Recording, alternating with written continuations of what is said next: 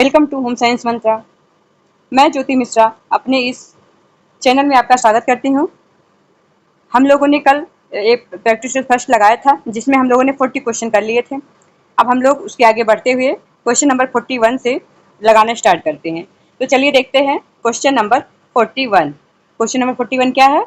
Harlow के विख्यात संयोजन अध्ययन कौन से पशुओं या पक्षियों का प्रयोग करते हुए किए गए थे? तो इसका फर्स्ट ए है कबूतर, बी है चूहा, सी है खरगोश, डी है बंदर। तो आप लोग बताइए इसमें से कौन सा आंसर सही होगा?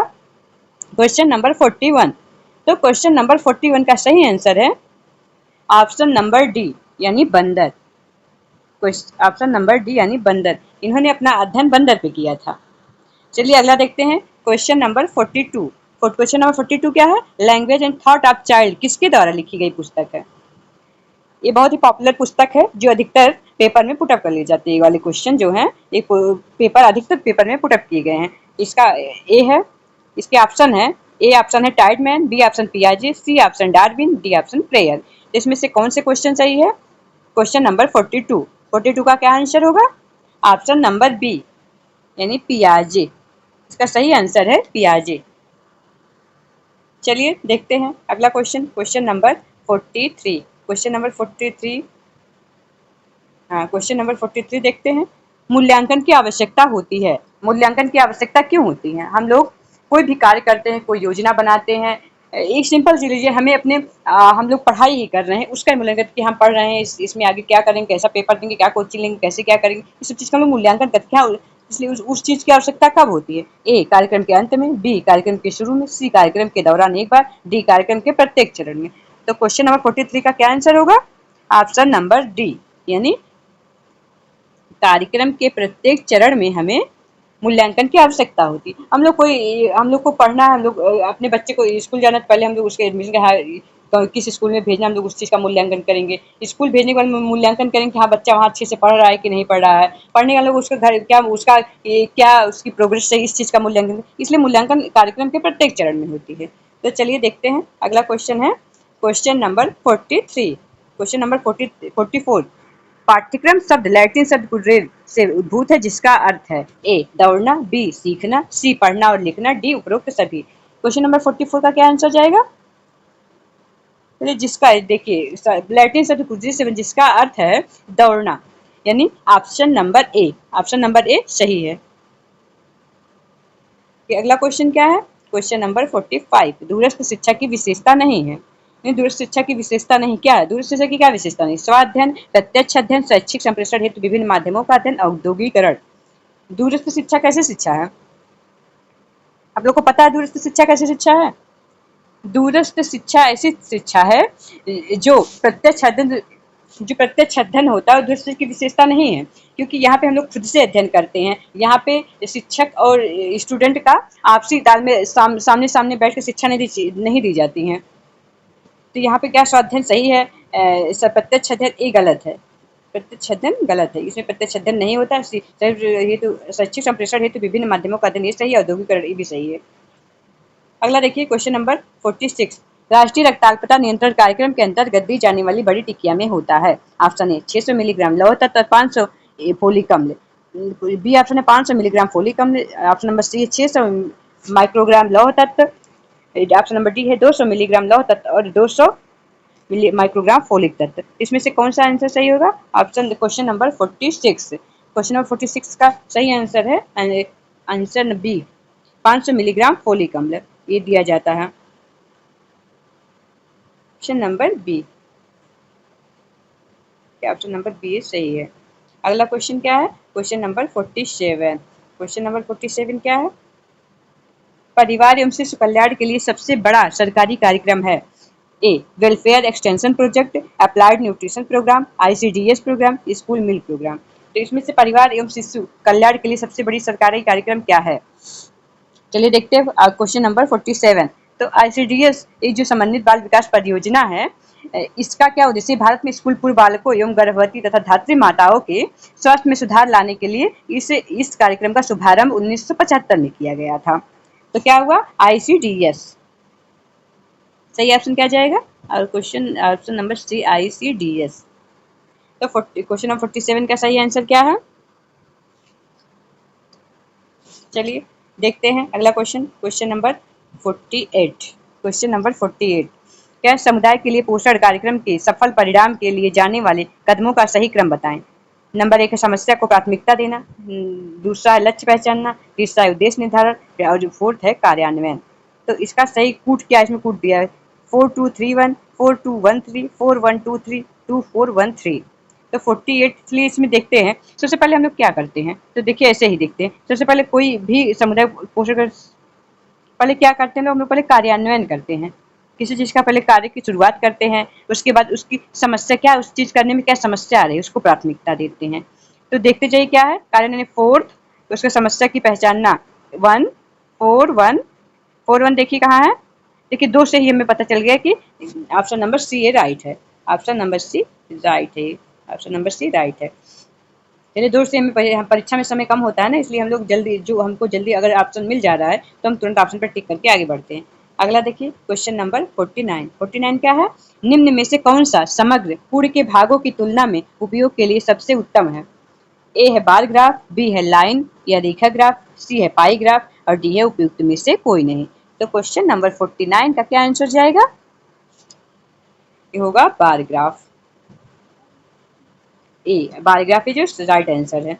अगला देखिए क्वेश्चन नंबर 50, मुद्रक माध्यम जिसमें क्षेत्र की घटनाओं के बारे में प्रस्तुति होती है वह है क्या है, पर्चा, पुस्तक, पर्तदार पर्चा या अखबार। इसमें से क्या सही है, मुद्रक माध्यम जिसमें कोई चीज लिखा जाता है और जो क्षेत्र की घटनाओं के बारे में प्रस्तुत की जाती है उसको क्या हम कहते हैं, पर्चा कहते हैं, पर्तदार पर्चा कहते हैं, पुस्तक कहते हैं या फिर अखबार कहते हैं। तो इसको जो मुद्रक यानी जो हमें लिख के मिलता है तो उसे हम क्या कहते हैं, अखबार। उससे तो हम अखबार कहते हैं ना। तो ये देखिए अखबार, ये अखबार, ये ऑप्शन नंबर डी ये सही आंसर है, अखबार। अगला देखिए क्वेश्चन नंबर 51, अरस्तु द्वारा दिया गया संचार का मॉडल निम्नलिखित विकल्पों में सबसे ज्यादा अनुकूल किस संदर्भ में है। ए व्यक्तिगत संचार, बी सार्वजनिक कथन, सी अंतर व्यक्तिगत संचार, डी व्यक्तिगत पत्र। तो क्वेश्चन नंबर 51 का क्या आंसर जाएगा, अरस्तु ने क्या दिया है संचार का यानी सार्वजनिक कथन। Option number B is right. अगला देखिए देखते हैं 52, क्वेश्चन नंबर 52 क्या है। देखिए क्वेश्चन नंबर 52, चपटी कठपुतली जो कस कर खींचे गए सफेद कपड़े के पर्दे के पीछे पार्श्व से आती हुई रोशनी सहित चलाई जाती है, इसे क्या कहते हैं। मतलब ये कौन जो सफेद कपड़े के पीछे पर्दे के पीछे रोशनी, पीछे से रोशनी आती हुई और उस कठपुतली को चलाई जाती है उसे क्या कहते हैं, ये बताइए क्या कहते हैं उसे। दस्ती कठपुतली, स्ट्रिंग कठपुतली, शैडो कठपुतली या फिर रॉड कठपुतली। चलिए इसे ही पता चला। देखिए पास से आती हुई रोशनी सहित, पर्दे के पीछे पास से आती हुई रोशनी सहित, मतलब इस सफेद कपड़े जब कोई परछाई पड़ती है उसको शैडो कठपुतली कहते हैं। क्या बोलते हैं, शैडो कठपुतली। Option number C is right. अगला देखिए अगला क्वेश्चन क्या है, क्वेश्चन नंबर 53। क्वेश्चन नंबर 53 क्या है, ये देखिए क्वेश्चन नंबर 53 है, निम्न में से क्वेश्चन नंबर 53, निम्न में से गृह विज्ञान शिक्षण का सामान्य सिद्धांत कौन सा है।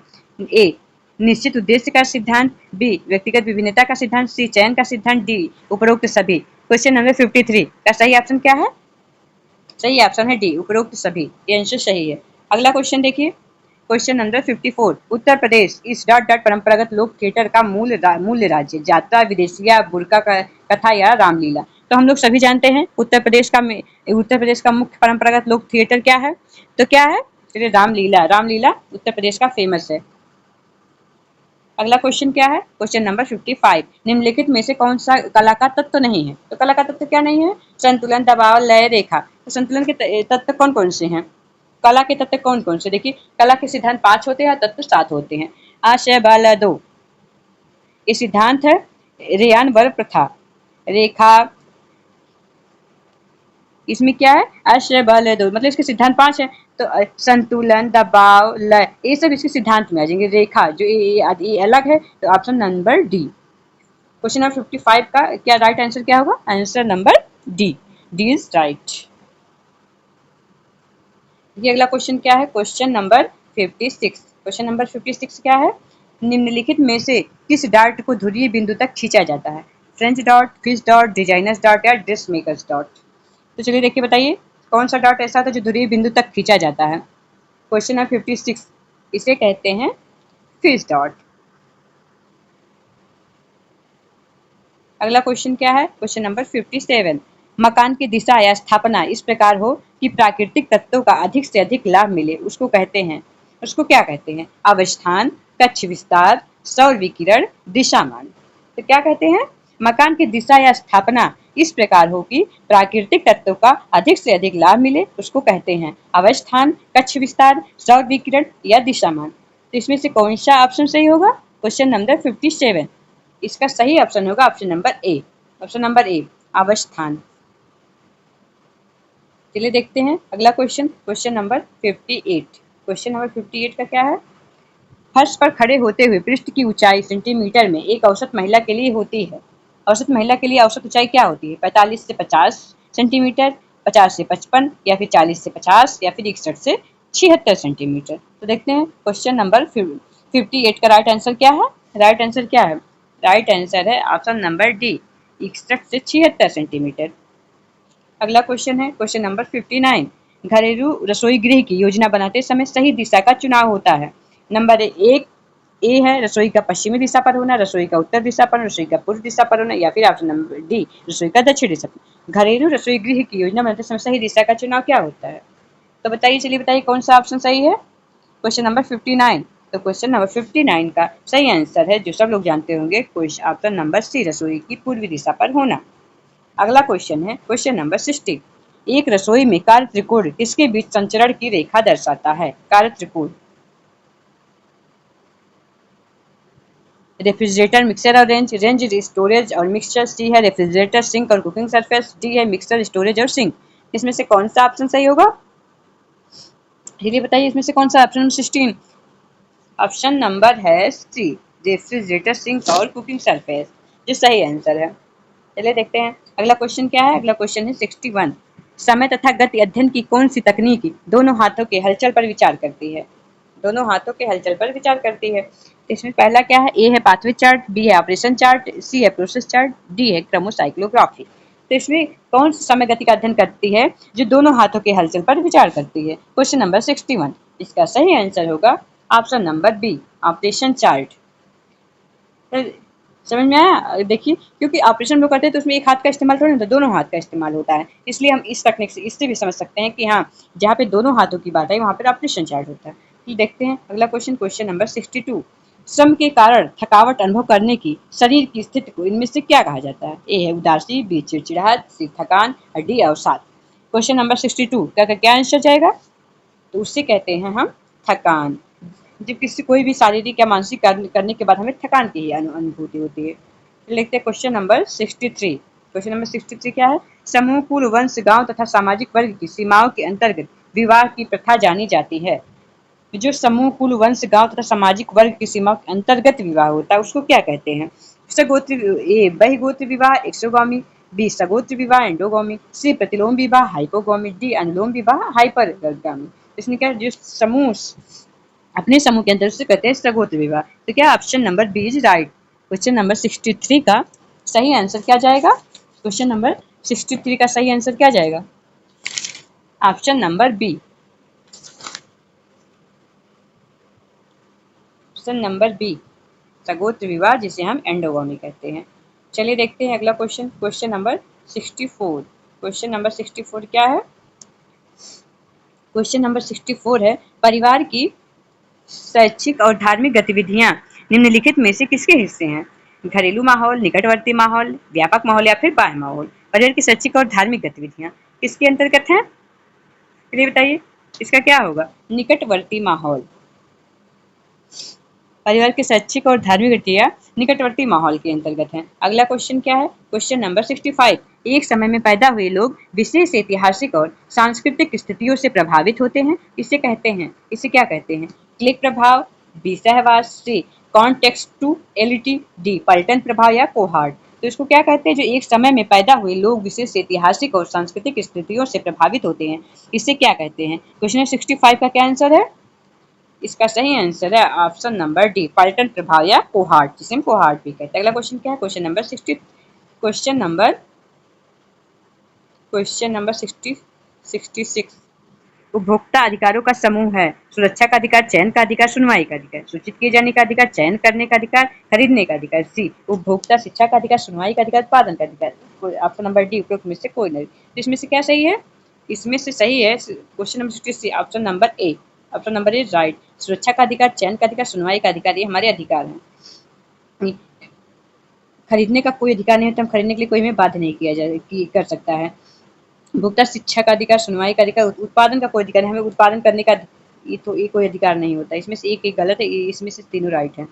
अगला क्वेश्चन है क्वेश्चन नंबर 67। क्वेश्चन नंबर 67 क्या है? वस्तुओं और सेवाओं का ऐसा प्रवाह जो कि मानवीय आवश्यकता संतुष्टिकरण के लिए एक निश्चित समय के लिए उपलब्ध है, वह कहलाता है, क्या कहलाता है? मौद्रिक है, वास्तविक है, मानसिक है या फिर कुल है? वस्तुओं और सेवाओं का ऐसा प्रवाह जो कि मानवीय आवश्यकता संतुष्टिकरण के लिए एक निश्चित समय के लिए उपलब्ध है, वो क्या है? उसको हम कहते हैं वास्तविक आय। वो हमारी वास्तविक आय होती है जो हमें संतुष्टि प्रदान करती है।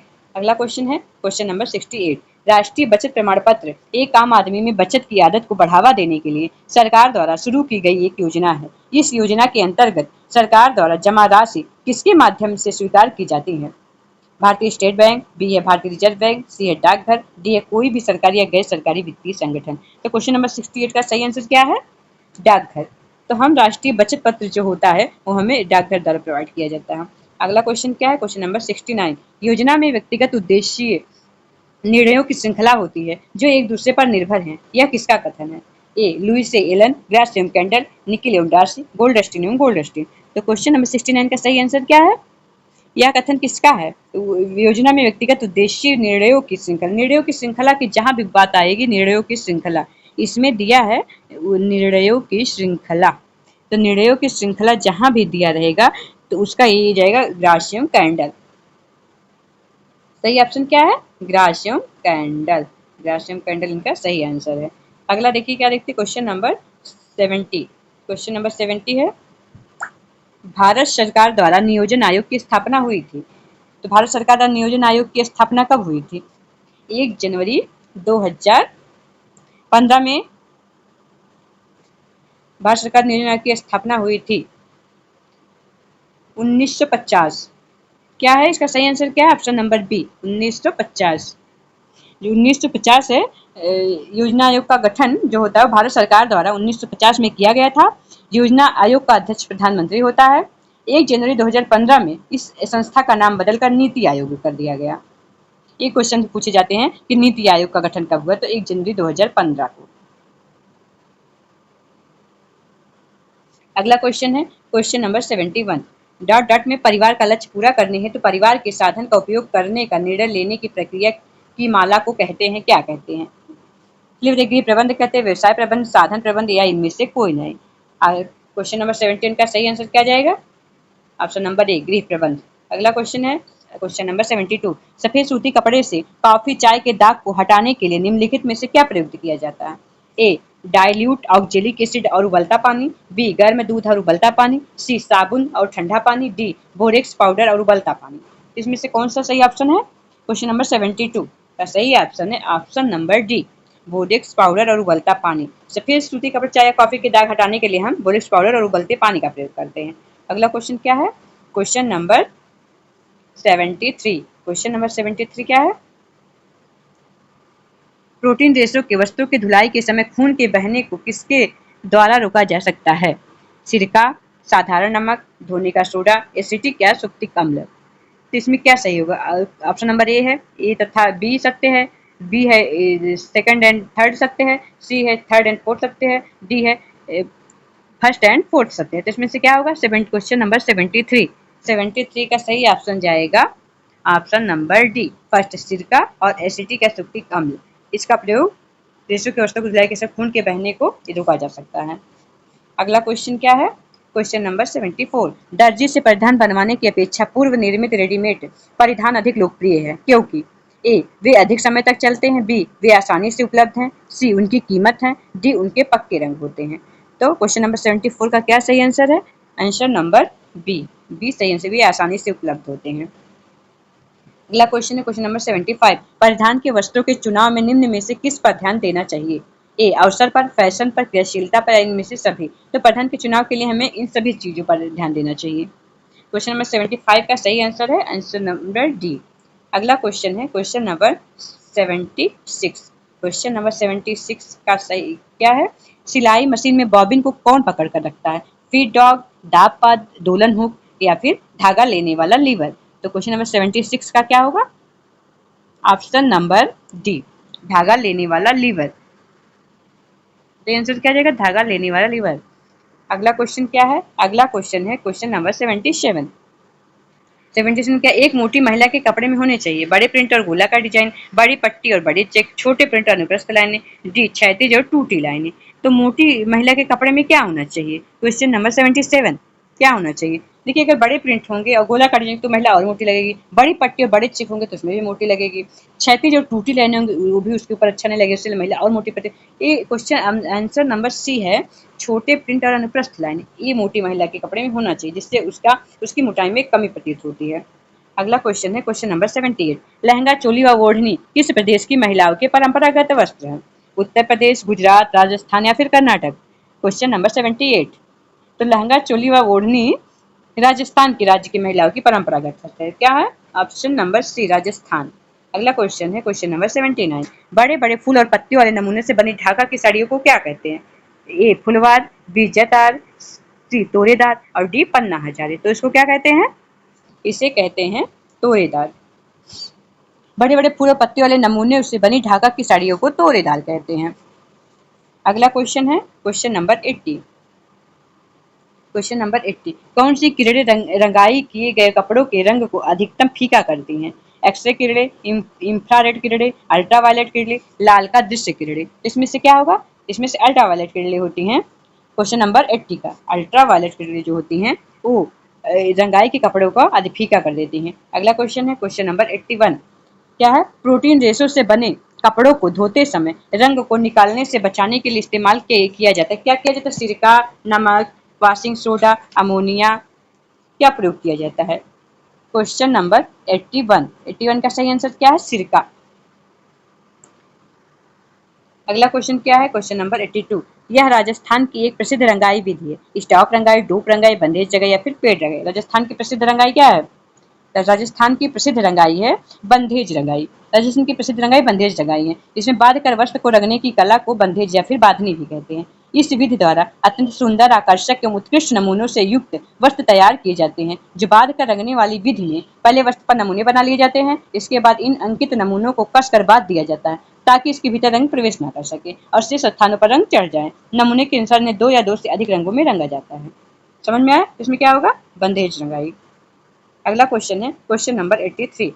बिना सिकुड़न वाला वस्त्र तैयार किया जाता है सिंजिंग के द्वारा, कैलेंडरिंग के द्वारा, टेंटरिंग के द्वारा, फिर सनफोराइजिंग के द्वारा। क्वेश्चन नंबर 83 का सही ऑप्शन क्या हो जाएगा? सनफोराइजिंग। सनफोराइजिंग एक मार्क होता है जो जिस भी वस्त्र पर लगा होता है टैग, उसका यही मतलब होता है कि ये वस्त्र सिकुड़ेगा नहीं। अगला क्वेश्चन है क्वेश्चन नंबर 84। हम लोग देखते हैं क्वेश्चन नंबर 84। क्वेश्चन नंबर 84 क्या है? परिधान में कटे हुए किनारों को मोड़ने के लिए प्रयोग करते हैं। कटे हुए किनारों को मोड़ने के लिए क्या प्रयोग करते हैं? लंबी पट्टी, तिकोनी पट्टी, अवरेब पट्टी या फिर चौकोर पट्टी। तो बताइए कौन सी? क्वेश्चन नंबर 84 का सही आंसर क्या जाएगा? आंसर नंबर सी, अवरेब पट्टी। कटे हुए किनारे मोड़ने के लिए अवरेब पट्टी का प्रयोग करते हैं। अवरेब पट्टी का प्रयोग ब्लाउज बनाने में किया जाता है। अगला क्वेश्चन क्या है? Question number 85। ट्विल बुनाई रेशे का उदाहरण है मलमल, स्पोर्ट्स कोट, चादर, खाकी। तो इसमें से क्या आंसर जाएगा? ट्विल बुनाई रेशे का क्या उदाहरण हो सकता है? ट्विल बुनाई रेशे का उदाहरण खाकी है।